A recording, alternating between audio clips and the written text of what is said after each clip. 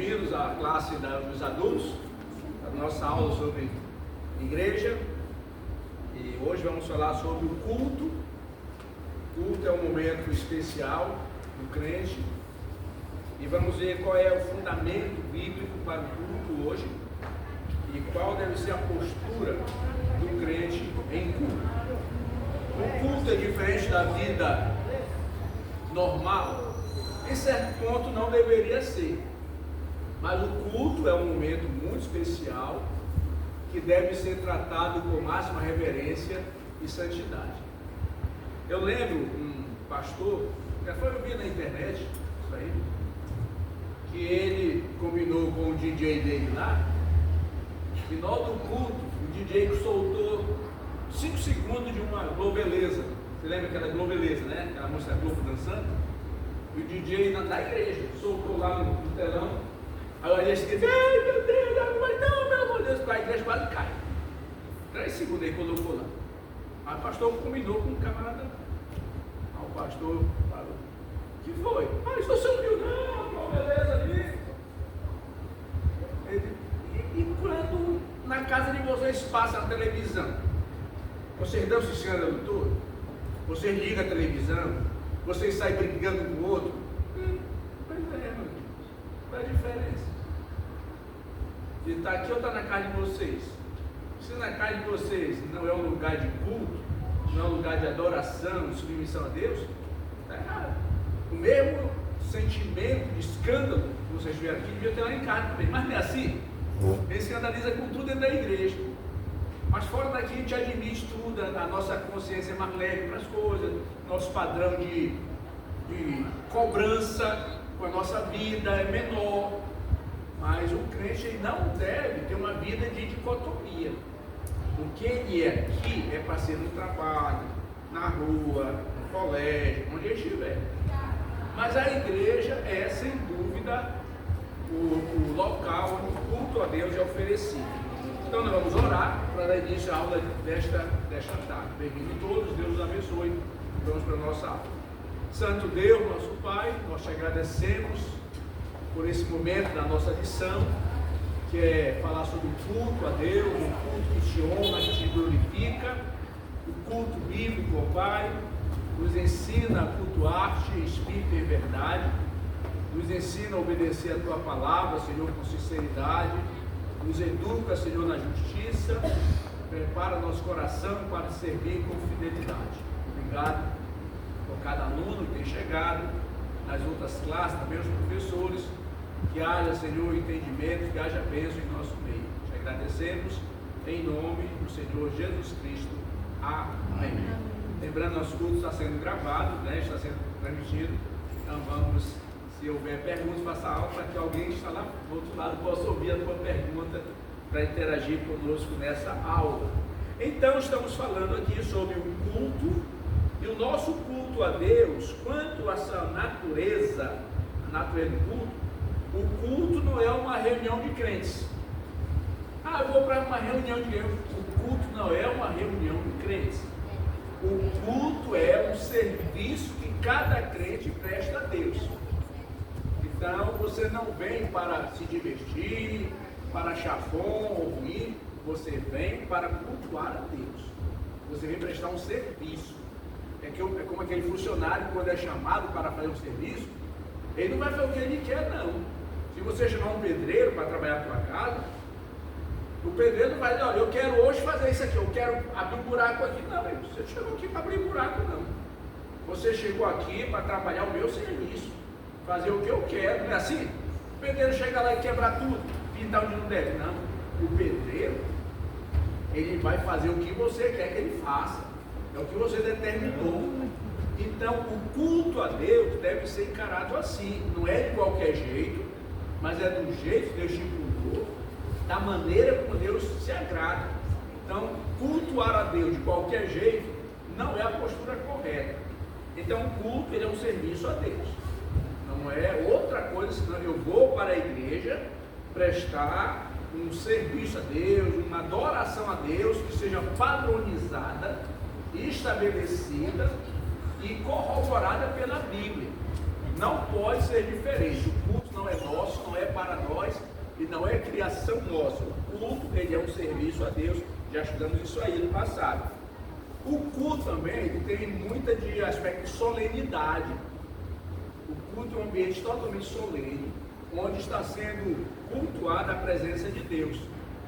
Olha, mas eu fui militar do exército, como vocês sabem, e eu passei por várias cerimônias para homenagear pessoas, homenagear, até o presidente da República chegou na época lá, quando eu era militar, era o presidente João Batista de Figueiredo, era militar, general, e ele chegou para ser homenageado, e eu estava nessa homenagem lá, mais de 500 soldados junto comigo. Esse homem ia chegar 10 horas da manhã, ia chegar 10 horas da manhã no quartel. Sabe que hora nós chegamos lá? 6 da manhã,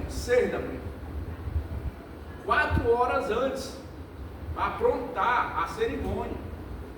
E quando foi mais 7, a gente já estava lá perfilando, se organizando. Quando foi outro, já estava mexendo. Quando deu 9, faltava 1 hora para o cara chegar. Meu amigo, a gente já estava lá no meio do sol, já todo mundo enfileirado, aquele negócio todo.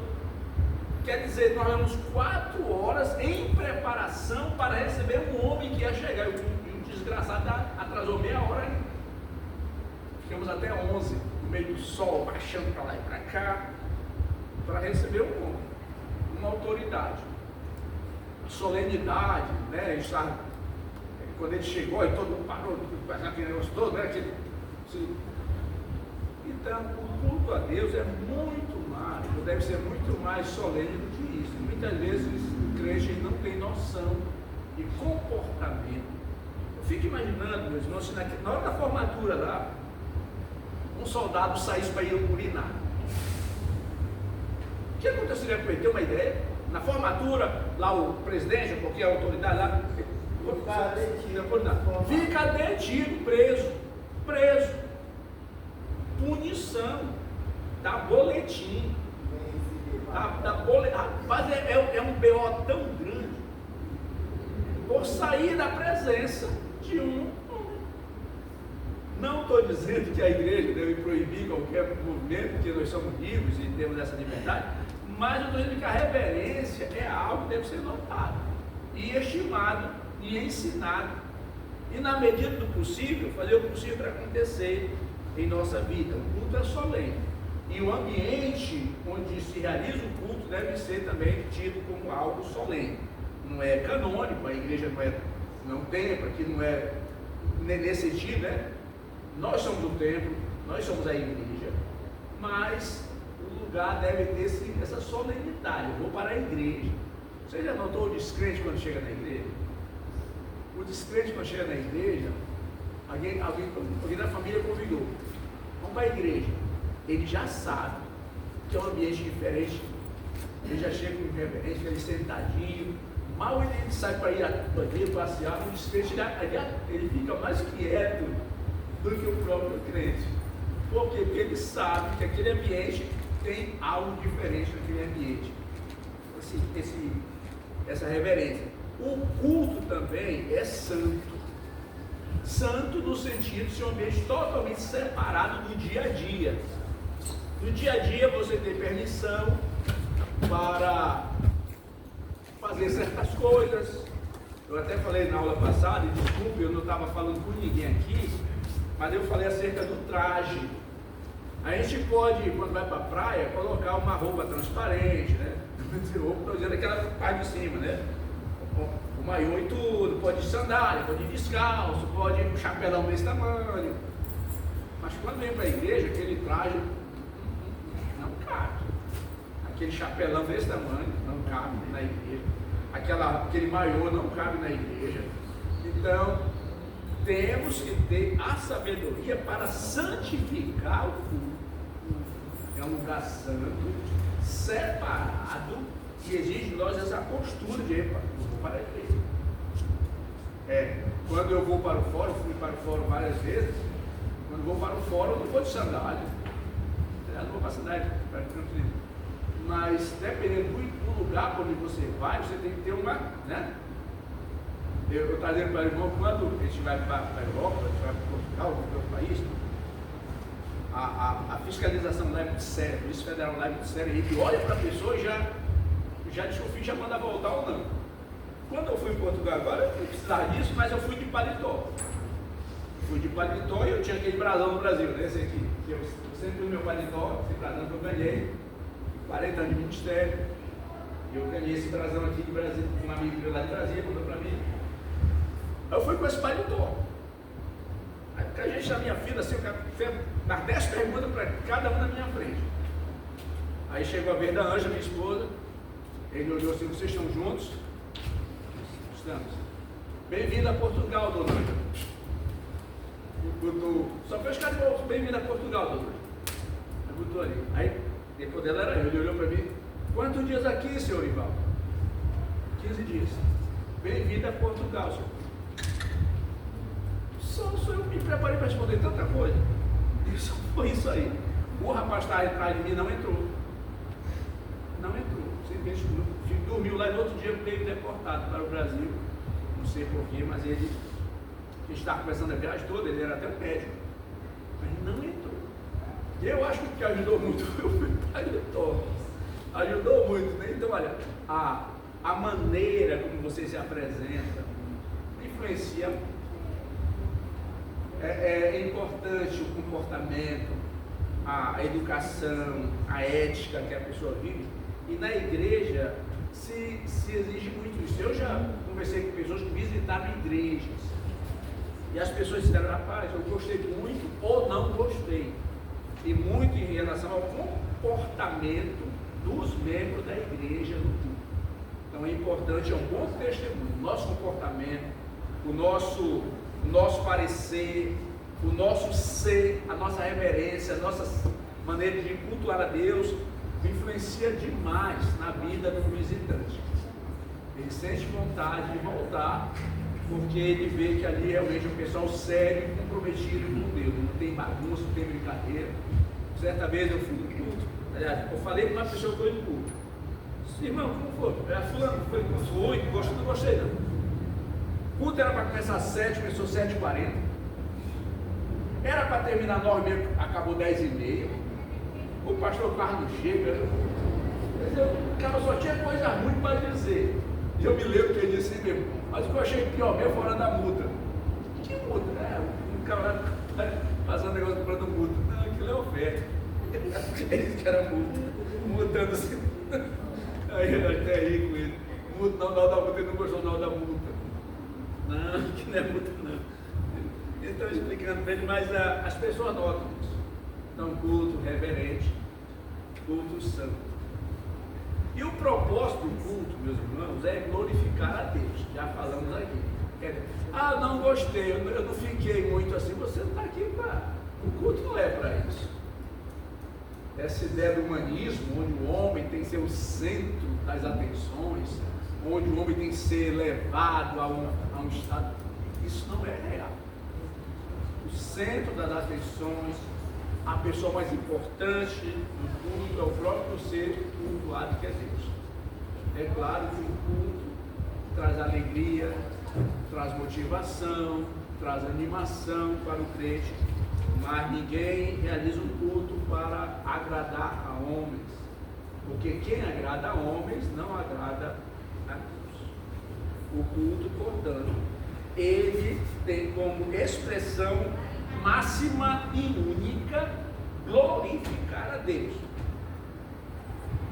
Então, e vimos também que quando não se cultua a Deus, hoje vamos tratar disso aqui, quando o culto não é para a glória de Deus. Mas só é possível um culto que Deus não se agrade? Vou só perguntar uma coisa para vocês. Deus se agradou do culto de Caim? Deus se agradou do culto de Nadab e Abiú? Aqueles dois filhos de Arão que foram brincar lá no morreram queimados. Deus se agradou? Deus se agradou quando o primeiro rei de Israel ofereceu uma oferta no lugar do profeta Samuel. Ele perdeu o reino dele, porque o profeta disse, eu vim aqui confirmar o teu reino, eu vim aqui dizer que você vai ser rei. Deus ele vai confirmar você, e você faz um negócio desse. Então tem coisa que a gente faz que não agrada a Deus. Pastor, só observação, E aí nessa questão aí do profeta, porque a intenção era boa, né? Mas nem a intenção sendo boa, fora do que Deus estabeleceu, é válido. E aí entra aquela discussão. Obrigado, Júlio. Excelente. A questão, a oferta, por que Deus rejeitou a oferta de Caim? Por que Deus rejeitou a oferta de Caim, na sua opinião? Eu acredito, pelo que eu li, né, que Abel, no caso, ele ofereceu do melhor. E Caim levou uma oferta ao Senhor. Entendo. Pode concluir. Ele não ofereceu assim exatamente do melhor, né, do que ele tinha, das primícias, né? Ele levou uma oferta. Qualquer coisa para Deus. Sem cuidado. Sim. Isso se diz. Mas pessoalmente, eu não acredito ser exatamente esse o problema. Pode ter sido. Ele era relaxado, todo relaxado. Mas ele foi recusado porque ele não levou o que Deus quis. Podia ser a melhor fruta. Está entendendo? Mas Deus queria fruta. O que é que Deus queria? Cordeiro. Ah, mas não tem cordeiro. Compra o cordeiro, você tem fruta, troca com o teu irmão. Eu estou dizendo para vocês, então, não é a maneira de fazer, é o que fazer. Ah, mas pastor, eu estou chorando, eu estou aqui chorando, estou fiz o meu melhor, mas não é o que Deus exigiu. Deus, ele tem a sua prerrogativa de querer o que ele quer, porque ele é Deus. Por não, Júlio? Tem uma observação importante no Gênesis capítulo 4, que antes de Deus rejeitar a oferta, Deus rejeita a vida do ofertante. Primeira coisa, Deus rejeita a vida e consequentemente vai rejeitar a oferta. Com Abel, Deus aceita a vida de Abel e consequentemente a oferta de Abel. E Caim, só voltando lá para encerrar essa discussão, Caim era ruim desde que nasceu. Mas ele poderia agradar a Deus naquele culto? Ele poderia. Poderia. Fazendo o quê? O que Deus queria. Trazendo o que Deus pediu. Veja, nós, por mais ruim que a gente seja, a gente ainda pode ver o que é certo. E por melhor que uma pessoa seja, ele pode ver o que é errado. Então tudo vai na obediência. Um exemplo, Jesus contou. Um pai chamou 2 filhos para o trabalho. Um filho era ruim, outro filho era bonzinho. O ruim disse: pai, eu não vou para a roça contigo hoje, não vou para a roça não. O ruim disse que não ia para a roça, lembra disso? O bonzinho, o eticamente, papai, eu vou, papai. O ruim se arrependeu e foi. O bonzinho não foi. Quem fez o certo? Bonzinho ou ruinzinho? O ruinzinho. Porque ele foi. E o que o pai queria é que ele fosse. Tá vendo? É o que Deus quer. Não é o que eu quero. Não é o que eu acho. É o que Deus determinou. A Bíblia é muito clara. Então, o culto a Deus, meus irmãos, ele deve ser uma coisa que Deus te agrade. Aquilo que Deus determinou é que deve ser feito. O homem é responsável e tem a liberdade de fazer. O homem pode querer não fazer o que Deus quer, mas as consequências vêm. Então, deixe-me entrar nesse tópico aqui, porque o nosso tempo está já avançando aqui para o final. Só temos 40 minutos de aula, mas olha, preste atenção. De fato, há cultos que não cultuam a Deus. Cultos que não cultuam, não glorificam a Deus, porque Deus não precisa ser edificado, mas há cultos que não afeta nada na adoração dele, não acrescenta nada à adoração a Deus. A grosso modo, meus irmãos, nenhum ser humano é capaz de cultuar a Deus no nível de Deus. Nenhuma igreja no mundo é capaz de oferecer um padrão de adoração que Deus já tem lá no céu. Você não concorda comigo? Os santos anjos, querubim, serafim, diariamente, santo, santo, santo é o Senhor. Tem igreja que possa chegar no nível daquele grupo lá? Não. Então, a grosso modo, toda nosso culto, nossa oferenda a Deus é muito pequeno diante daquilo que ele já tem. Eu comparo, meus irmãos, como você está recebendo no teu aniversário, um te dá um sapato, outro te dá um paletó, outro te dá uma coisa legal, aí vem teu netinho, ou teu filho, e traz uma folha de papel, com um desenho que ele fez lá na escola. Te amo, papai. Tem desenho ali.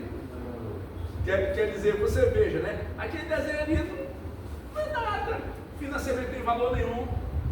É o sentimento. Você valoriza muito mais aquilo que um presente grande.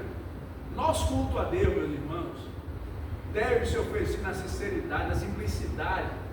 Não reconhecendo o valor, mas como Deus se agrada em receber de nós esse culto. Na nossa condição, não precisa ser teólogo para adorar a Deus, só precisa ser grato, só precisa ter o coração cheio de gratidão a Deus. Deus se agrada daquele louvor, daquela adoração, daquele culto, onde as pessoas realmente mostram que amam a Deus, são gratos a Ele, estão aqui porque tem prazer na lei de Deus, tem prazer na igreja, tem prazer em Deus, ok? Então há cultos que não edificam, há cultos que não são cultos nesse sentido. Paulo censurou os coríntios, aquela igreja aos coríntios, dizendo: quando vocês se reúnem num só lugar, e vocês fazem tudo errado, vocês estão fazendo acepção de pessoas aqui, é uma igreja totalmente dividida, eu sou de Paulo, eu sou de Pedro, eu sou de Cristo, eu sou de Apolo. Tudo errado, tudo de vocês não está glorificando a Deus, há divisão entre vocês, há problemas entre vocês, vocês não têm coração para Deus, vocês não têm comunhão uns com os outros. O culto de vocês não edifica, mas a postura, do comportamento de vocês. Então, Paulo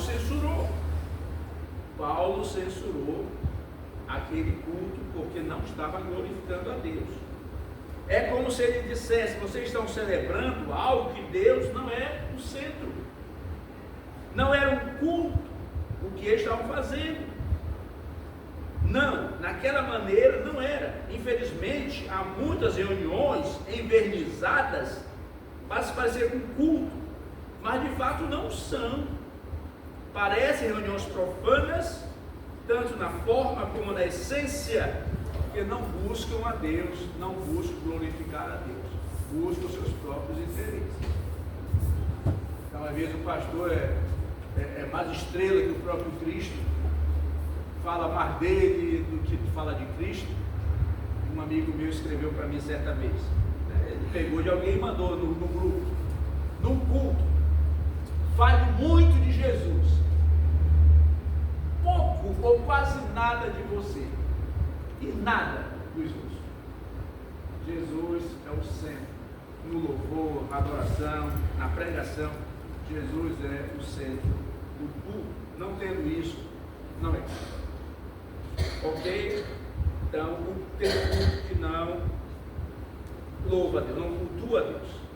Mas o culto também ele tem como finalidade de edificar a igreja. O culto, ele edifica a igreja. Eu gosto muito dessa palavra, edificar. Quando eu estava no meu segundo grau, lá no Pará, o ensino fundamental, eu chamo ele de segundo grau, eu chamo fundamental, parece, né?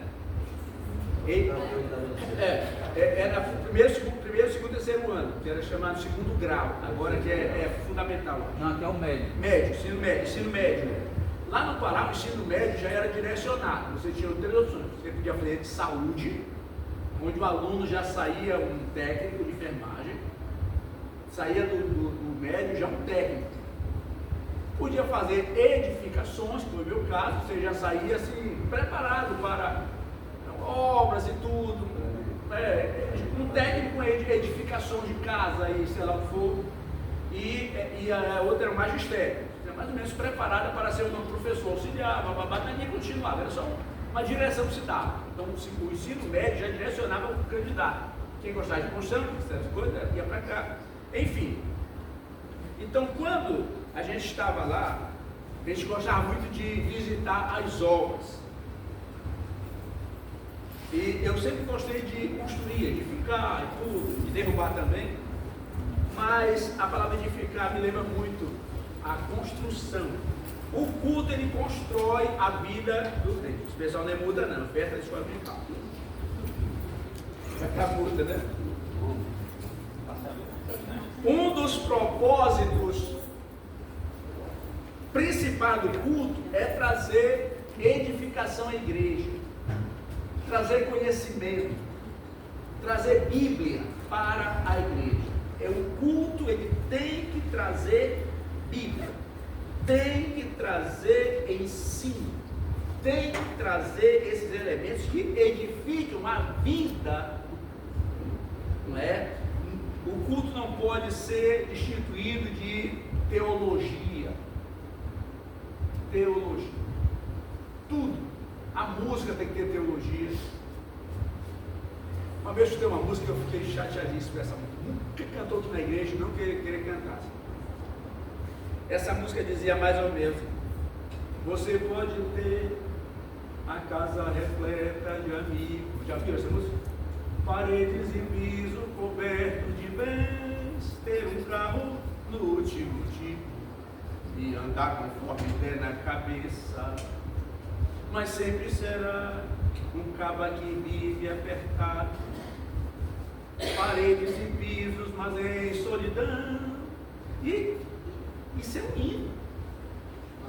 Onde está Jesus aí? Está falando de um drogado, está falando de um camarada que está todo desnorteado, não sabe onde está. É que nem aquela, podia ser música do Raul Seixas, estava lá, e o pessoal da igreja cantando, bailando.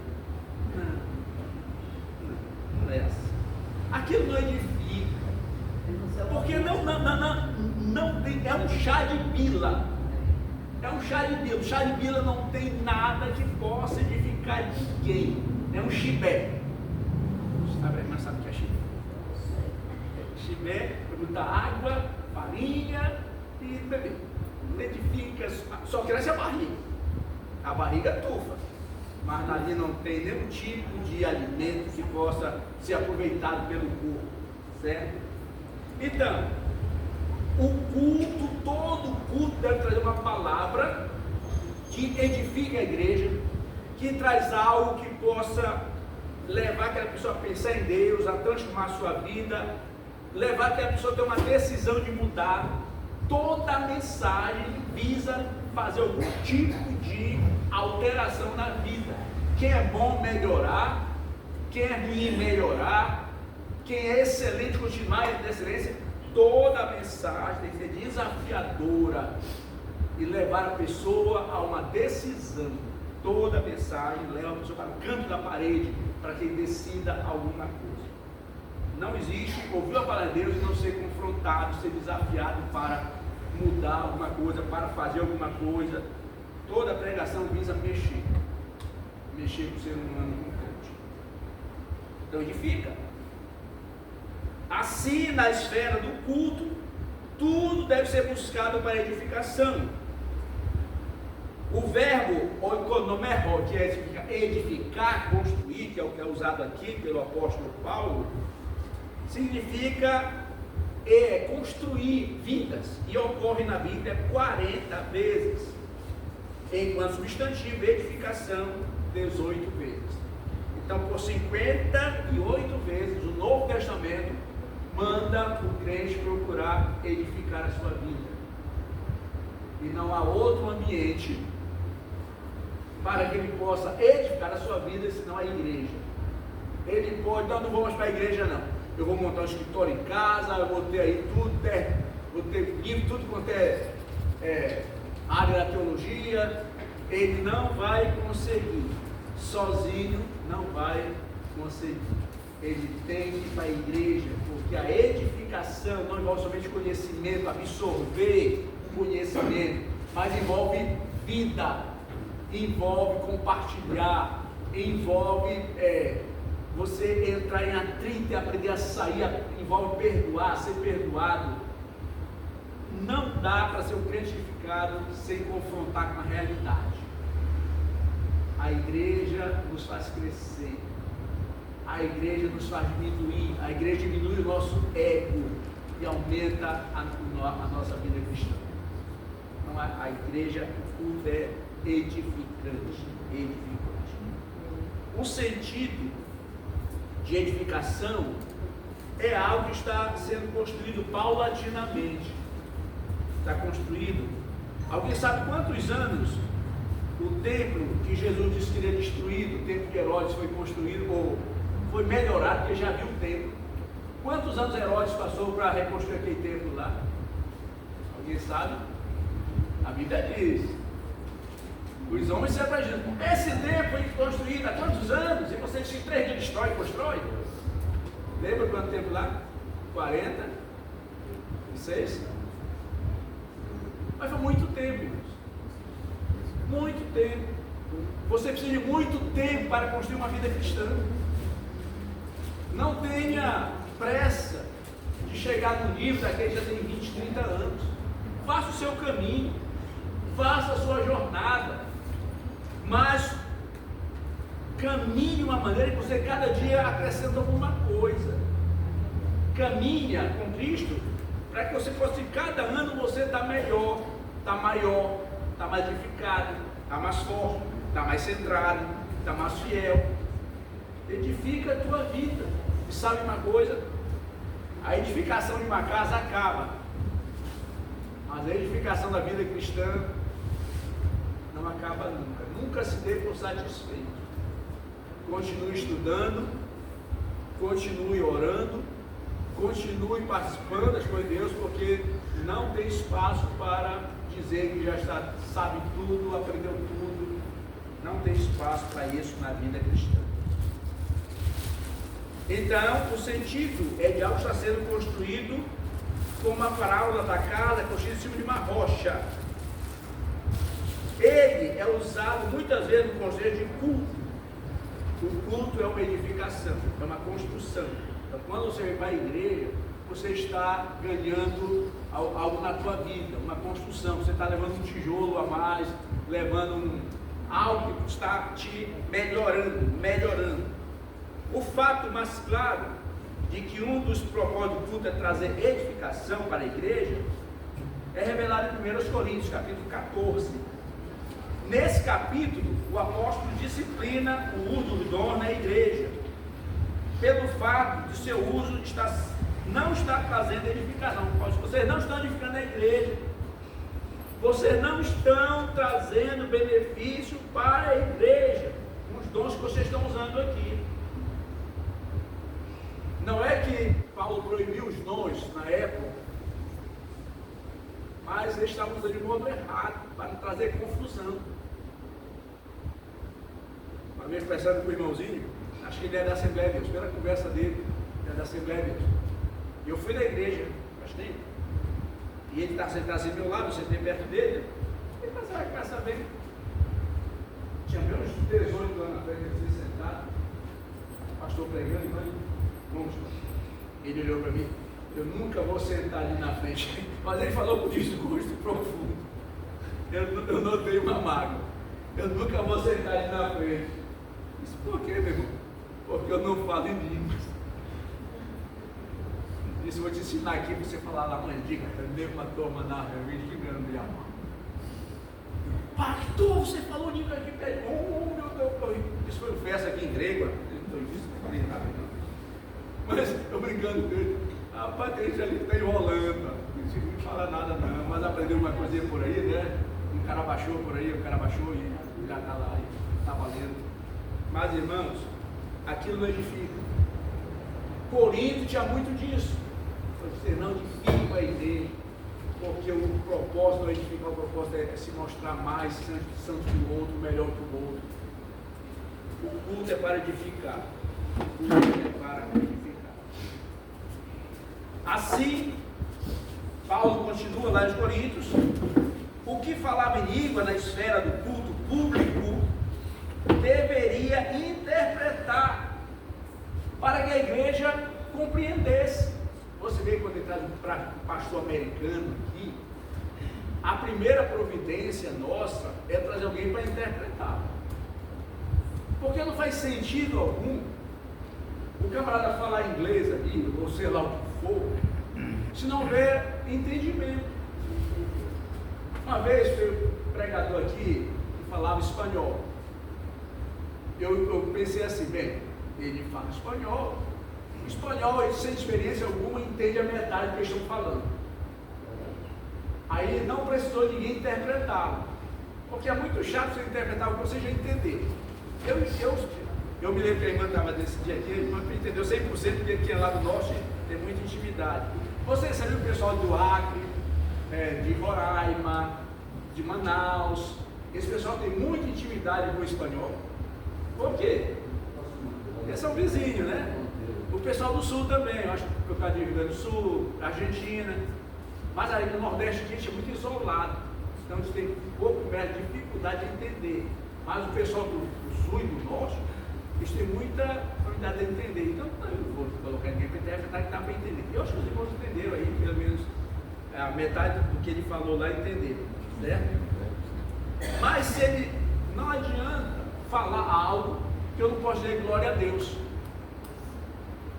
Então, eles estavam errados, não por falar em línguas na época lá, mas estavam errados em não trazer edificação para a igreja. Porque o que edifica a vida do crente é o que ele ouve e entende.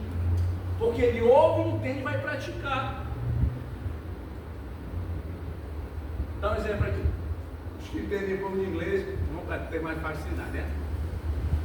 You need stand up now. Read your Bible e to glory to God.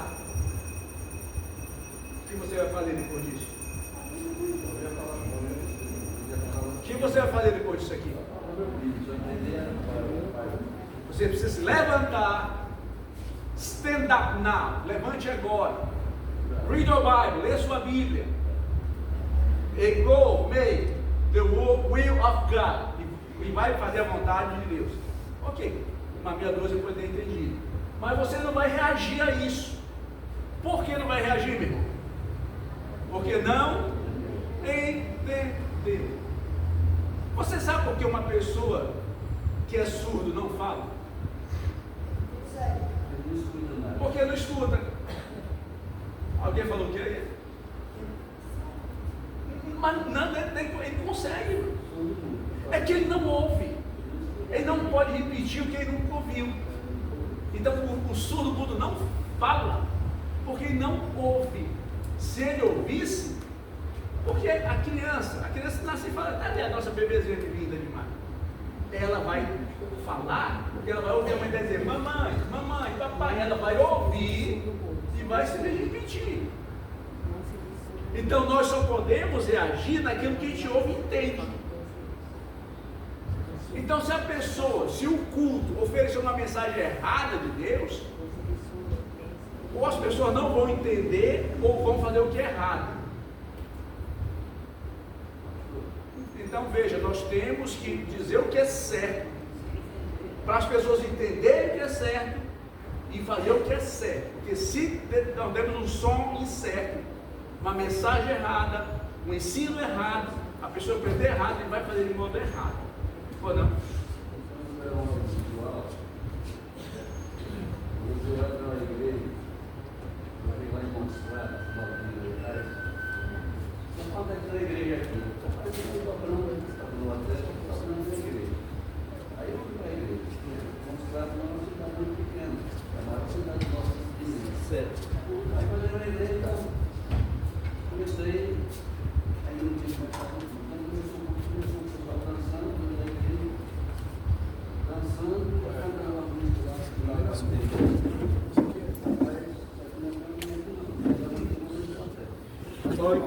Muito obrigado pela ajuda. Deixa eu encerrar dizendo isso aqui. Só 2 minutos para mim. Assim, aquele que falava línguas na esfera do culto, no culto, deveria interpretar ou ter alguém habilitado para interpretá-lo, senão ele deveria ficar calado, porque não estava edificando a igreja, não estava levando a igreja a fazer nenhuma ação, ok? A igreja não se faz edificada. Todos os demais dons deveriam seguir o mesmo critério. Da mesma forma, os dons ministeriais. deveriam contribuir para a edificação. Você prega, então que esse dom edifique a igreja. Você canta, use o canto para edificar a igreja. Você toca, use esse dom para edificar a igreja. Todos os dons que Deus te deu, toda a capacidade que você tem, deve ser usada para edificar vidas, edificar a igreja do Senhor Jesus Cristo. Amém? Nós vamos ficar nesse momento aqui da aula e na próxima aula vamos continuar.